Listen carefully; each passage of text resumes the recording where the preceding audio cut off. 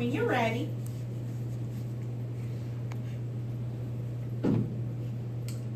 Hello friends, family, and graduates of the class of 2016.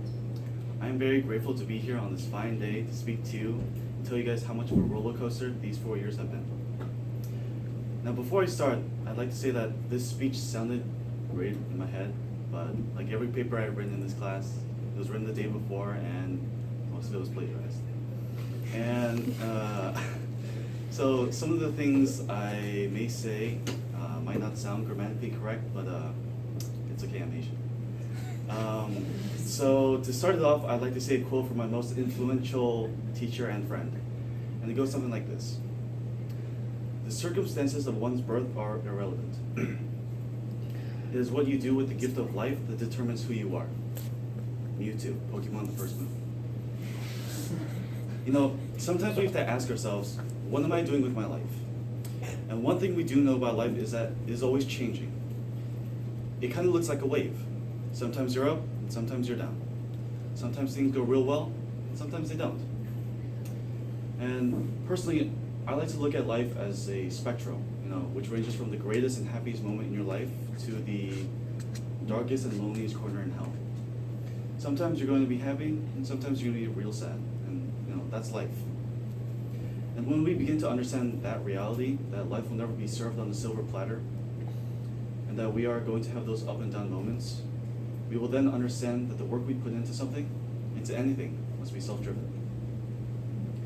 If you're doing your work just to impress someone else like a teacher or a friend, will it really matter? Will they really care? And yes, they may say, oh, good job, I'm proud of you. But is that really something you want to look forward to? Should you just do your work to get by, or should you do the work because you actually care?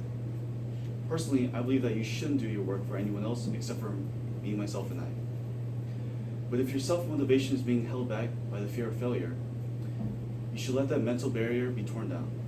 Don't be afraid to take the L, because everyone takes the L, at least one point in their life, some more than others.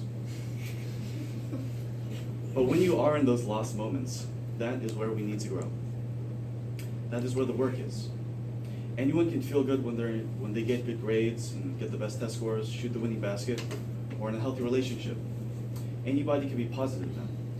But the real challenge of mental, physical, and emotional growth comes when you get knocked down. How you handle it when you are down is where the real growth takes place. Your personal drive must perpetuate itself in order for you to become a bigger, better person. What has brought you to this point? What can you learn from it?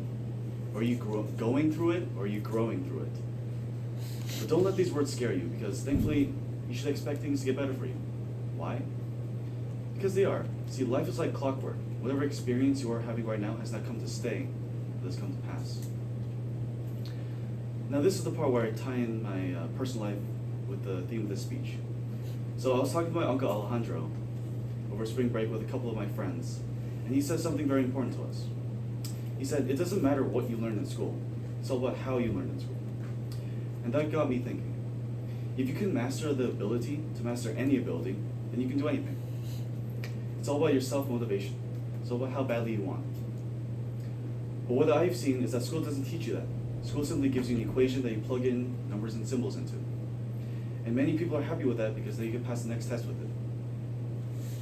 But you know what Dr. P said to me in AP Chem last year? She said, don't memorize, understand. The ones who have truly mastered the art of learning are the ones who have the ability to adapt. When life gives you lemons, they are the ones who will make lemonade, because the people who didn't learn in school how to make lemonade will not know how to make lemonade. So,